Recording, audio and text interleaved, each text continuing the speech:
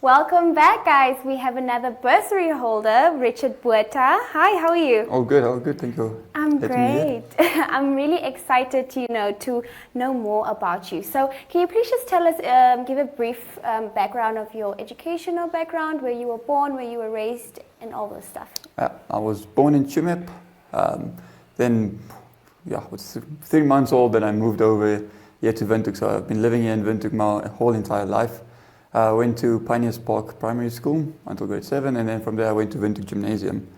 From there on, I went to study in a college in Cape Town called Prestige Academy. And that's how you got the NMH bursary? That's also how I got the NMH bursary, yes. And in what field did you study? So I went to go study in BCom Digital Marketing, a degree in digital marketing. Interesting. And how did you come across with this bursary? So it was quite a nice story. Prestige Academy came towards our school. We had different universities approaching us, talking about careers. So they also came towards our school, and we had to listen to their speech about this is our university, this is our college. And then in the pamphlet, I saw digital marketing there, and I thought it sounded extremely interesting. Went Googling, went to search more about it, and then I kind of fell in love with the idea of it. Before that, I was totally lost. I was really not sure where to go. So that helped extremely a lot. I was very thankful for that. So like when you were in high school, you didn't know what your plans are after finishing? You kind of think this and that, but no, I didn't really know what I wanted to go do. I knew I had a love for technology. I had a love for innovating and doing new stuff. So it's kind of where digital marketing and NMH kind of brilliantly came together as a good combination to quite fulfill my dreams and my passion, what I do. Interesting. So after graduating, what does a day-to-day look like as a digital marketer? Every day, new challenges, new everything. I really don't know what's going to happen until the day really happens. It involves a lot of coming up with new ideas, new digital solutions, finding new platforms, building on the existing platforms we have. So I'm involved a lot with website building, website maintenance, coming up with new ideas, coming up with new platforms to get there. So it's a lot of idea generation, getting the ball rolling, getting the implemented, and then once it's implemented, handing it off to the next team who's going to manage it. Yes.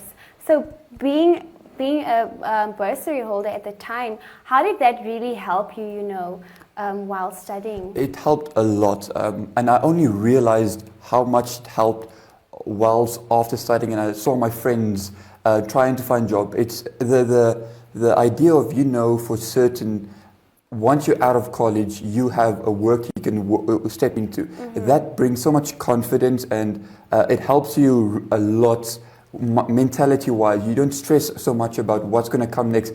Am I going to get something next? You feel secure where you're at. You know everything is sorted. You know that your post-graduation is sorted. Because that's always the thing of, now what? I got this magical degree, what do I do now? And it helps so much cementing that, okay, I know what my next step is. It helps a lot. That security. And I could see with my friends, they all had to run around and look for jobs, and it's stressful. It's extremely stressful going to find, hoping someone accepts you, and just knowing for sure, and going into that final exam, ease of mind. I know I have a job afterwards. It helps you calm down. It helps you perform better also. So I'm extremely thankful. So during your studies, how did you make sure you pass your tests or exams? Because, when you're slacking, the people that gave you the bursary are going to be like, okay, this boy is playing, we're going to retract the bursary. How did you make sure you're staying focused? So interesting enough, I once watched this show on Netflix. I can't really remember the name, but it comes down towards, it was a whole series about memory techniques, and this whole thing about how expert memory technique people, how they operate everything. And they all operate on the same basis of creating a story of what you read or what you're doing. So that's what I always try to do. I try to make summaries, and then from that summaries, create a story so that I can remember what comes next.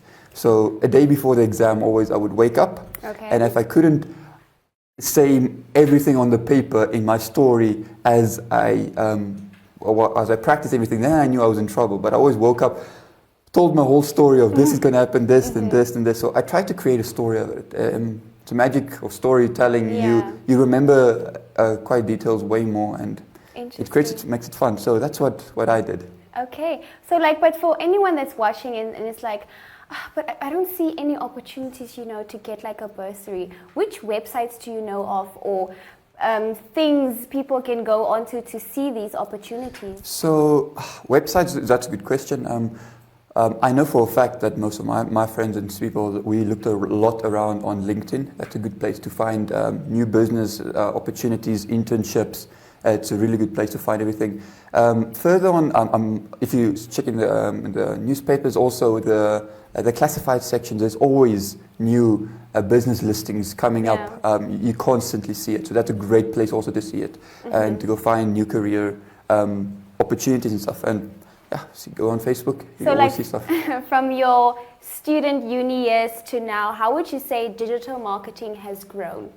And what does the future look like for this industry? Digital marketing, as per se, is extremely new.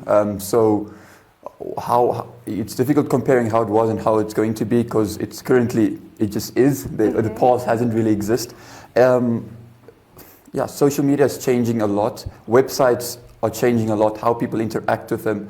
So the future is a lot in data, understanding these people come to your website and making sure that you understand what your target market is. So digital marketing is moving a lot more in towards implementing of understanding your digital data, interpreting it, and making sure you know how to interpret it, run good Google Analytics ads and stuff.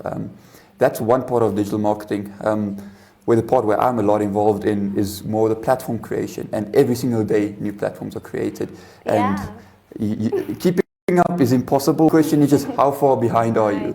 And just try to not be too far behind. So we here at NMH, we constantly try to innovate, whether it's creating new websites or creating a TV station or creating this career show. Yeah, speaking about creating, he is the brains behind One Up 2. Yes. How did you come about that initiation?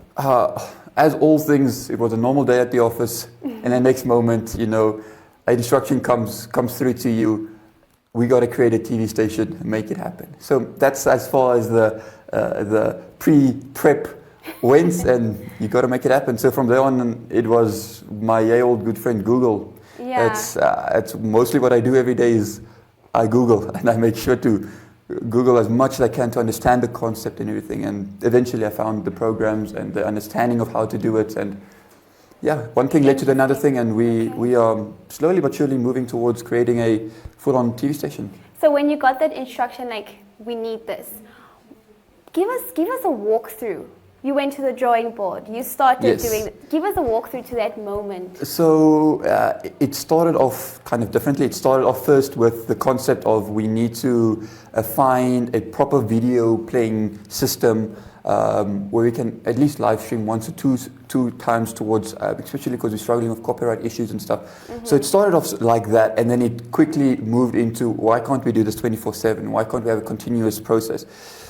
So then it literally moved from, I found this program that can do this, this, and this, but then we asked the question, but how can we improve this? Then it moved on to the next question of how can we make it 24/7? Okay, now we know we can make it 24/7. How can we make it more accessible? How can we create towards people? How can we create it that it's as buffering and everything? So it moves quickly. Everything was built in 3 weeks max. Everything was built, so stuff moves quickly and stuff happens a lot one after another, and it helps a lot when one has the mentality of understanding not to create dominoes, as in not wait for one domino to fall before. So creating multiple roads and doing stuff simultaneously, just like what happened with the vaccine.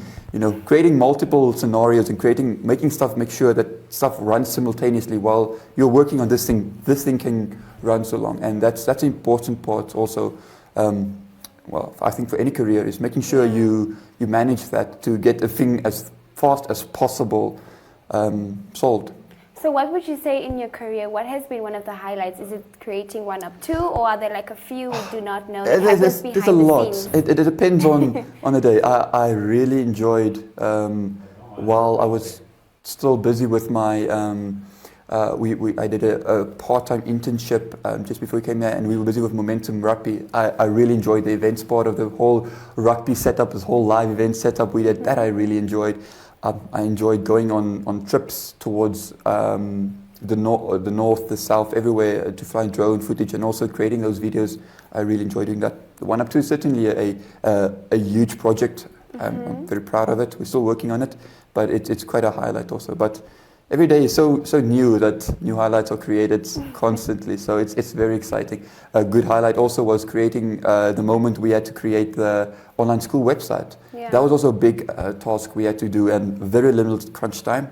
That's also one thing I'm extremely proud of to be part of, because we're reaching the nation, we're reaching a lot of people. Great stuff. And one of the challenges, a moment that challenged you so much, you were like, I just want to throw in the towel and like throw my legs in the air and be like, you know. Yeah, especially creating this 1UP2 website, everything, that was extremely difficult.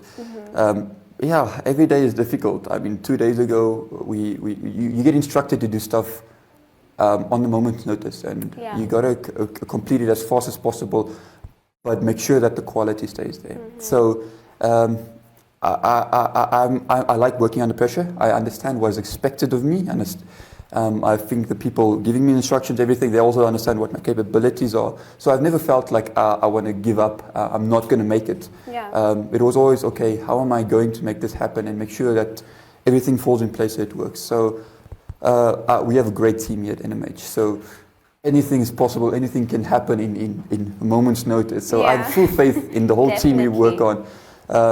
And I just make sure that I do my part as thorough as possible, and we take it from there. Interesting stuff. But like, what do you get up to when you're not stuck in front of your computer, you know, programming, all these coding things? What do you get up to in your free time when you have that chance? Free time, I try to get, if I can, to the dam to wakeboard and stuff, or go to Swakop to wakeboard on the ocean or something. I enjoy playing squash on my free time.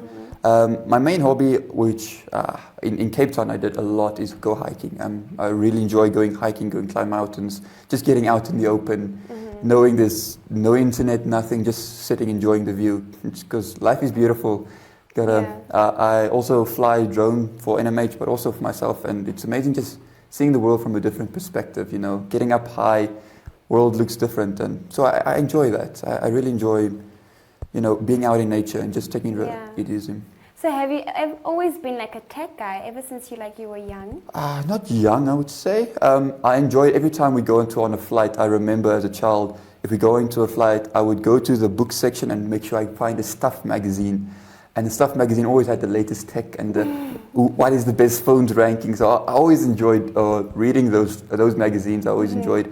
My dad is also a big tech person. So I kind of went in that. He inspired me also in a sense. So, but yeah, I've enjoyed technology. I've enjoyed seeing where technology grows and trying to stay up to date as much as possible. Yeah. So yeah. So apart from your father, who else inspires you like in this industry?